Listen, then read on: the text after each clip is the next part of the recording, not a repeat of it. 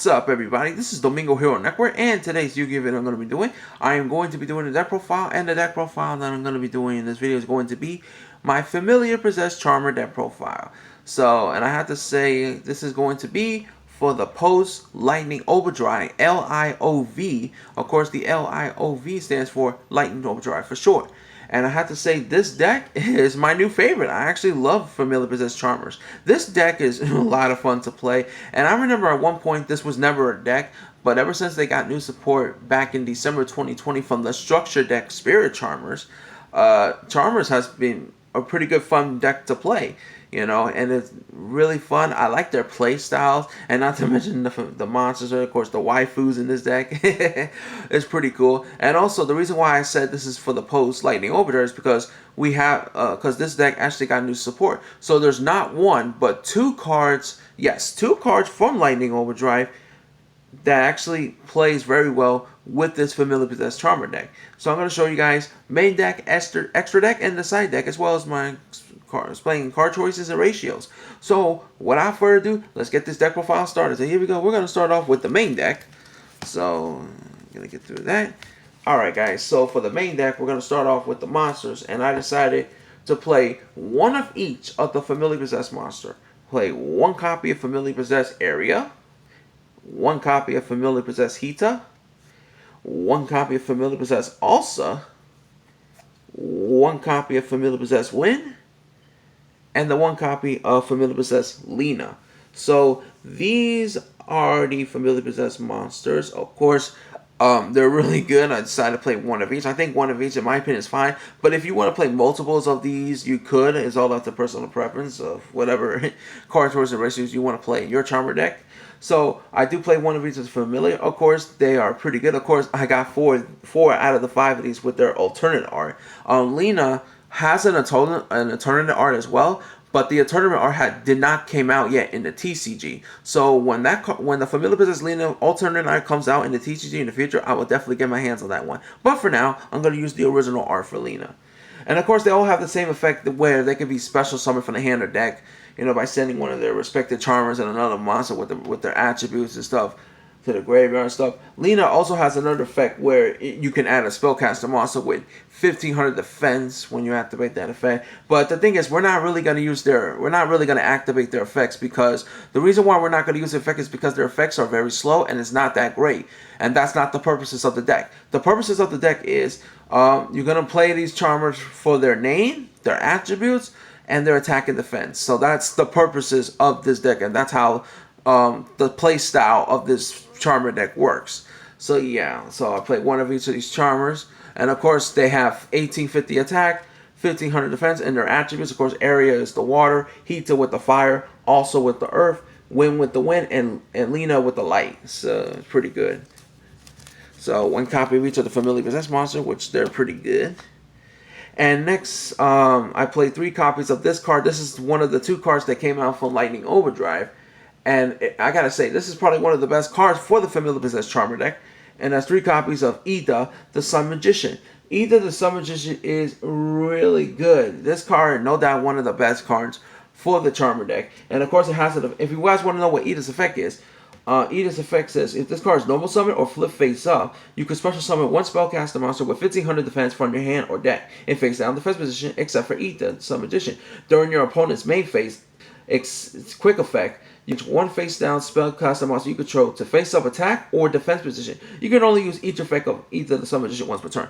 This card is really good, and that's the reason, and that's one of the reasons why I side deck the level 3 Charmer monsters, so that way, you know, if your opponent plays a monsters that has, let's say, water or the fire or wind or something like that, you know, you can go normal summon the Ita and then special summon one of your level 3 Charmers face down, because the level 3 Charmers are 1500 defense, and you can, during your opponent's turn, the main phase, you can just flip a phase and take control of their monsters with the same attribute as a level 3 Charmer monster, which is pretty cool. Of course, the Familiar Possessed monsters are also 1500 defense as well, so it's pretty good. Ida, the Sun Magician, is really good. It's a really good card to play. And also, Ida is an Earth attribute, so that way you know, if you won, you can go access to the Earth attribute of the Awakening of the Possessed card as well. So it's pretty cool as well. So 3 copies of Ita, And next, speaking of card that another card you always got to play at 3. I play 3 copies of Fairy Tale Luna. Luna is one of the best cards for this deck. It's the best searcher for Familiar Possessed Charmer. What she does is, when this card is normal summon, you can add 1 spellcaster monster with 1850 attack from your deck to your hand. Second effect, once per turn, quick effect, you can target 1 face-up monster your opponent control. Your opponent can send 1 card with that monster's name from their deck or extra deck to the graveyard to negate this effect. Otherwise, return both this card and that monster to the hand.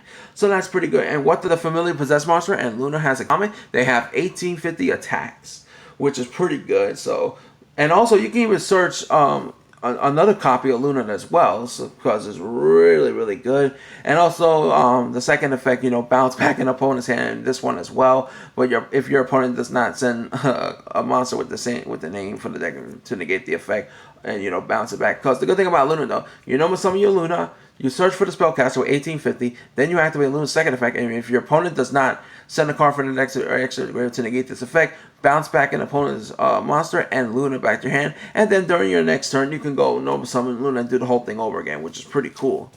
Really good card, really good searcher. That's a card you always got to play as 3. And next, I decided to play these extenders, which is, I'm going to show you right now.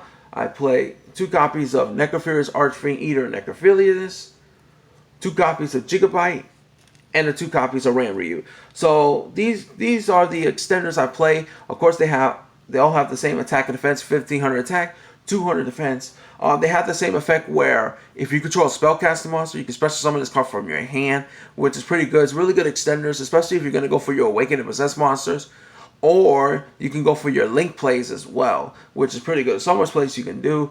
Of course, the Earth attribute has an effect where, the Necrophilius, has an effect where during your opponent's end phase, if this card's in your graveyard, target a face a card you control, destroy it, and special summon it from your graveyard. You're not going to use that effect that much because it's not that good. You're just mostly using it to special summon the hand because it's a good extender. Gigabyte has an effect where if it's destroyed by battle or by card effect sent to the graveyard, special summon 1 monster with 1500 attack and 200 defense, except for Gigabyte, from your deck to your side of the field. And Ranryu has the same effect, but it just special summon 1 monster with 1500 attack and 200 defense from your graveyard, except for Ranryu. So it's pretty good extenders.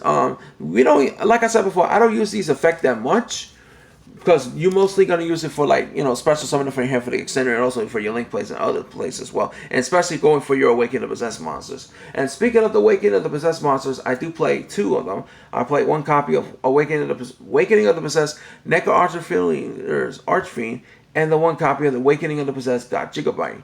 So I play the Earth one and the Water one. I play these 2 over, let's say, the Fire and the Wind one, because I feel like these 2 cards have better effects, in my opinion, especially if you go first. So it's pretty good. So they both have the same effect where you can special summon these cards from your hand or deck by sending 1 spellcaster monster and 1 other monster with the respected attribute. Like, for example, this one is an Earth attribute, this one is a Water attribute. And also they both got the same effects where if this card is sent from the field to the graveyard, you can add 1 possessed spell and tracker from your deck to your hand, and which is pretty cool because it helps you search for your possessed spell and tracker, which is pretty good. Necrophilius or Archfiend has another effect where if this card is special summoned by his own effect, you can special summon 1 level 4 lower monster from your graveyard and special summon it, but its effect is negated. And Gigabyte has an effect where if this card is summoned by its own effect, you can discard 1 random card from your opponent's hand, and both players draws 1 card. So this one's like a Monster Reborn, and this one is like 1 day apiece, and of course you got to get rid of 1 card in your opponent's hand randomly. So these are pretty good Awakening of Possessed monster, especially if you special summon both of these on the same turn, and then attack, and then May phase 2, link summon, use these, and then you get both of their effects to search for the spells and trap. But of course their effect could be used only once per turn, so keep that in mind. And the last monsters I play to round out the monsters in this deck is 3 copies of Ash Blossom and Joy Spring. Really good hand trap, one of the best hand traps to play. Ash Blossom is really amazing. No need to explain that because you guys know what that card does. So that's it for the monsters. Now we're going to move on to the spells. So I'm going to play 3 copies of Spirit Charmer. Spirit Charmer is amazing. This is a card you always got to play at 3. This is one of the best cards to play. So what Spirit Charmer does is you can discard 1 card, take 2 cards from your deck with different names from each other that are Charmer monsters, familiar possessed monster, and / or possessed spells and traps. Add 1 of them to your hand and set the other one. And you can only activate 1 Spirit Charmer per turn. This is a really good card because take 2 of your cards that is either the possessed spell and trap, familiar possessed, or charmer monsters. You add 1 of them to your hand and set the other one face down. It's really, really good. It's really amazing. Like, Spirit Charmers is amazing. Like, this is a really good searcher card, and it's really amazing. Like, I love this card. You always got to play those cards at 3. And speaking of a card that, in my opinion, should go at 3, this is a card, I feel like this card should always be good at 3, in my opinion, and that's 3 copies of the Awakening of the Possessed. This is a really good continuous spell card. I know some people play like 1, but honestly, I like it at 3, because I feel like 3 is better in my opinion. Awakening the Possessed is a continuous spell card. It has an effect where monsters you control gain 300 attack points for each different attributes you control. Charmers and familiar possessed monsters you control cannot be destroyed by card effects. If a spellcaster monsters with 1850 original attack is normal or special summon to your field, draw 1 card. You can only use this effect of Awakening the Possessed once per turn. So that's pretty good. It's a really good card because, like, if you get like 2 or 3 of these on your side of the field, all your monsters, as long as they have like different attributes, they can gain more attack points. So it's a really good beat stick. Like, increase your monster's attack and get them stronger and stronger attacks, as long as they have, like, the different attributes, which is pretty cool. And not to mention Awakening the Possessed, of course, even though it's a hard once per turn when you draw a card, because if you have like 2 or 3 of these, and then let's say you normal special summon a spellcaster with 1850, you only have to draw 1 because it's a hard once per turn. And this card protects your Charmers and familiar possessed monster from being destroyed by card effect, which is pretty nice as well. So I feel like this card is better at 3 in my opinion, because, like I said, the first effect, when gaining 300 attack points on your monsters for different attributes is amazing. And next, I'm going to show you the field spell that I play. I play 3 copies of Secret Village of the Spellcaster. This is, in my opinion, one of the best field spells, in my opinion.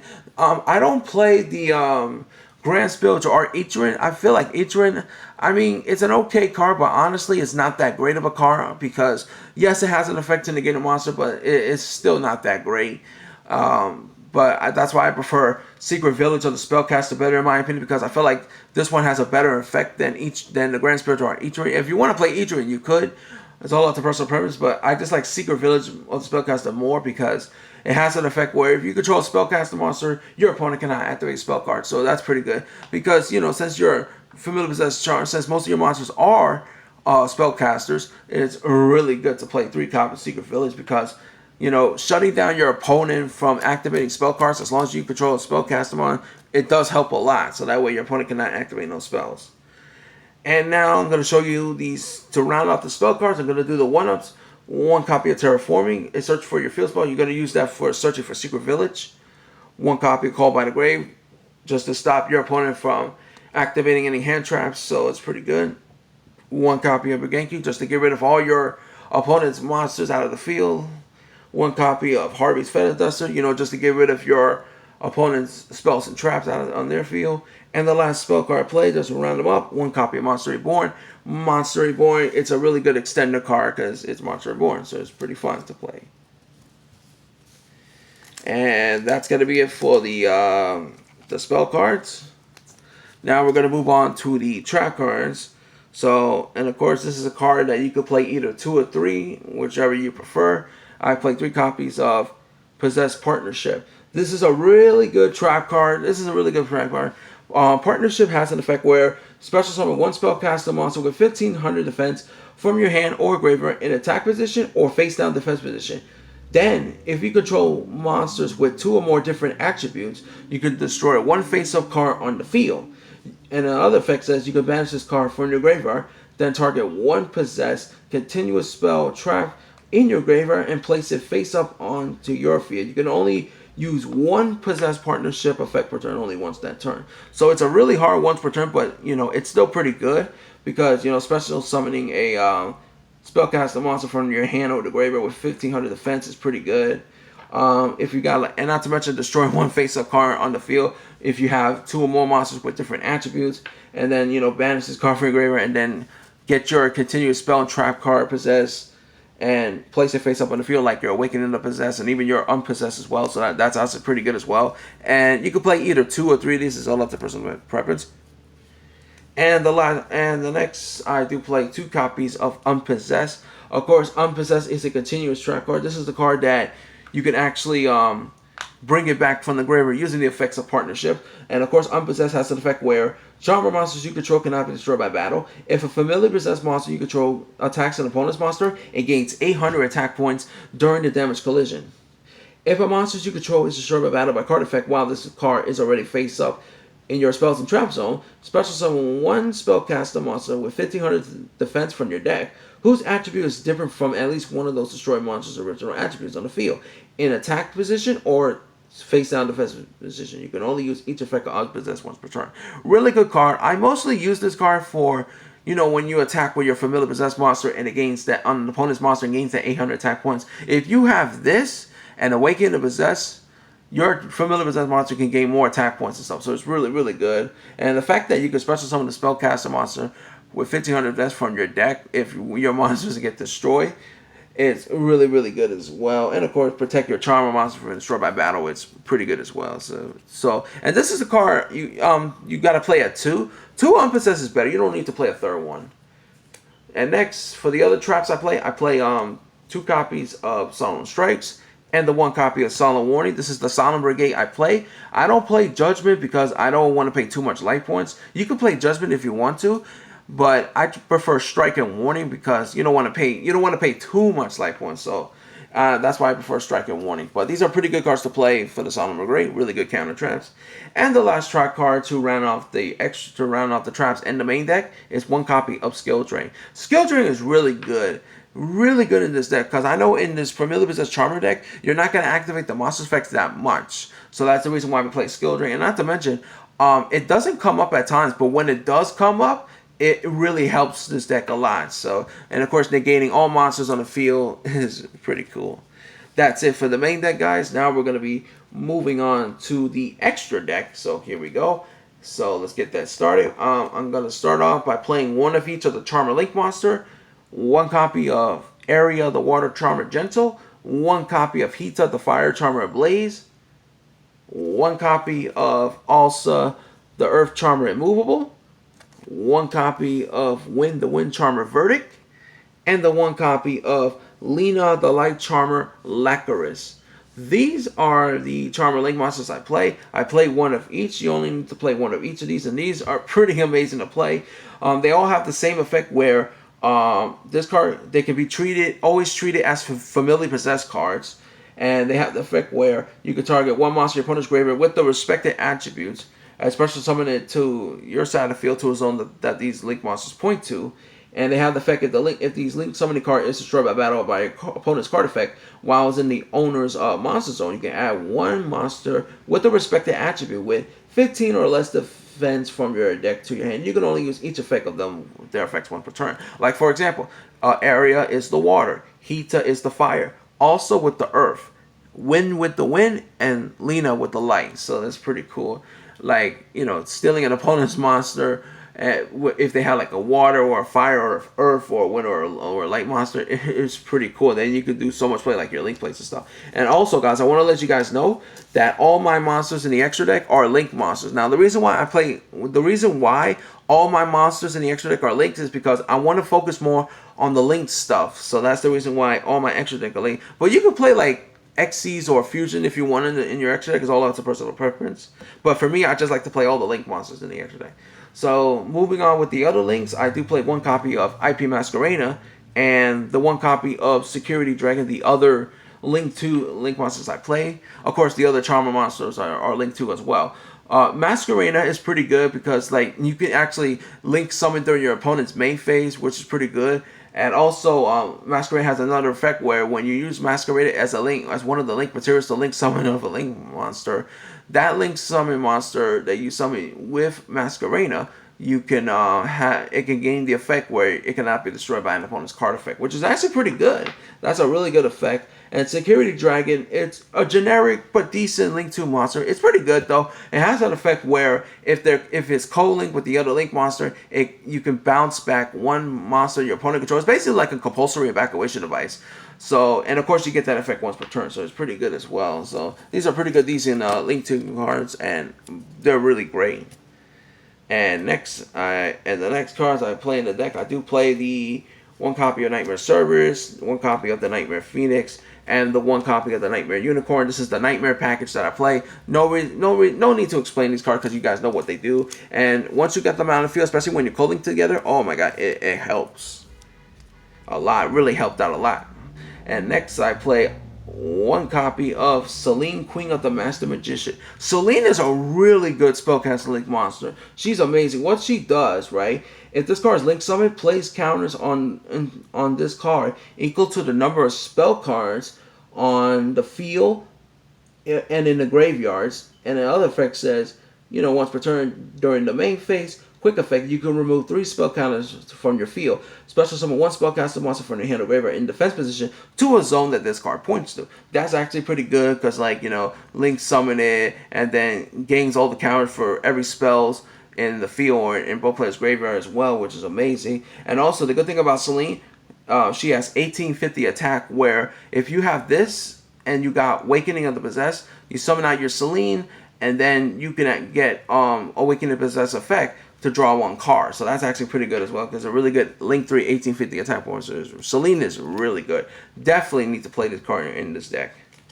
And last but not certain least, I do play 4 of the Link monsters that are Link 4, of course.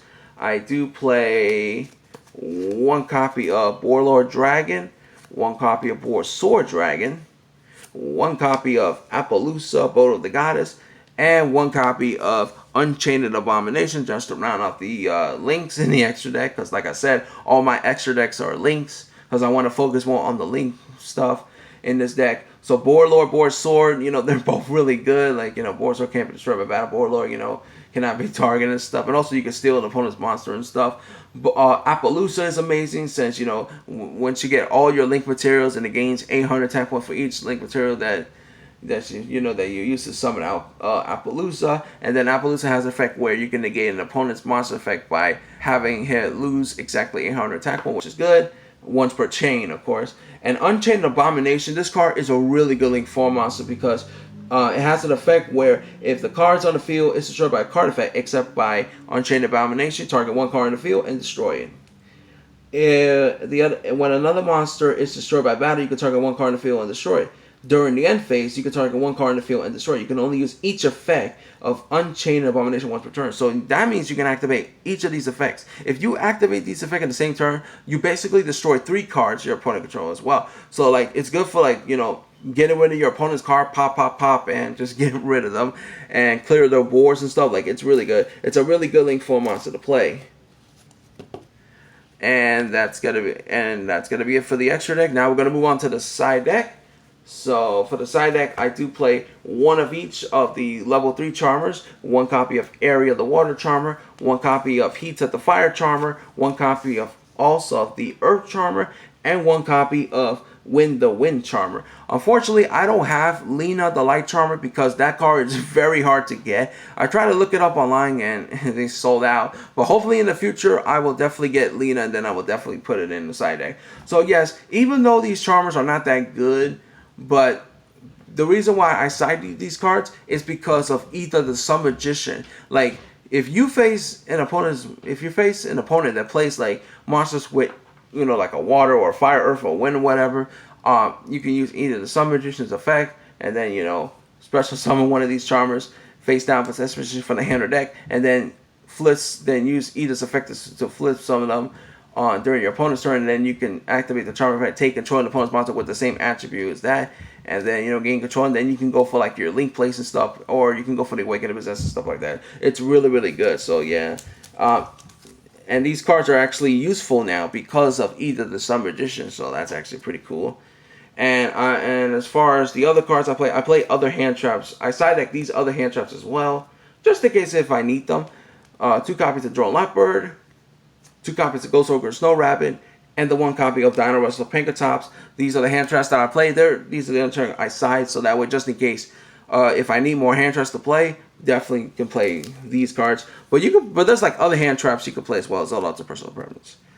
And as far as the spells and traps, I do play 3 copies of Dark Ruler No More, because it's really good, especially when you want to negate all your face-up monsters. Your opponent could negate their effects. And the last one to round out the side deck is 3 copies of Dimensional Barrier, because, like I said before, all my monsters in the extra deck are links, and Deep Barrier is one of the reasons why I focus more on the link style in this deck, because Deep Barrier has an effect, declare a type, which is either a ritual, fusion, synchro, Xyz, or pendulums. So neither player cannot special summon those monsters with the declare type, and neither player cannot activate their effects of that declare type. And of course, you only have to activate 1 Deep Barrier per turn. So Deep Barrier and Dark Ruler, these cards are really come in handy. They're really good cards to play. And that's gonna be it for this video, guys. I hope you guys enjoy my Familiar Princess Charmer deck profile. It's a really fun deck to play. Like I said, the waifus and stuff. I love this deck so much. This is my new favorite. I love this deck. It's so much fun. One of my favorite decks. Probably my #1 favorite deck. Just because, like, the style, the play style and stuff is amazing. So that's going to be it for this video, guys. So don't forget to like this video, share, subscribe, and post your comments in the comment section below. Tell me what you think about my Familiar Princess Charmer deck profile. That's going to be it for this video, guys. So this is Domingo Hero Network. All I can say is take care. Have a good day. Goodbye, everyone. And Domingo Hero Network is signing out. Peace.